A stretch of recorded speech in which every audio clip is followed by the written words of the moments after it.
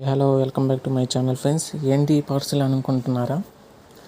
Plain rice friends. Biryani plain rice ఉండదు కదా, అది తెచ్చుకున్నాను ఈరోజు.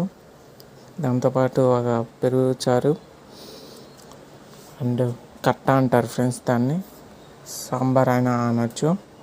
ప్లేట్లో సర్వ్ చేసుకుంటున్నాను. ప్లెయిన్ రైస్ వచ్చేసరికి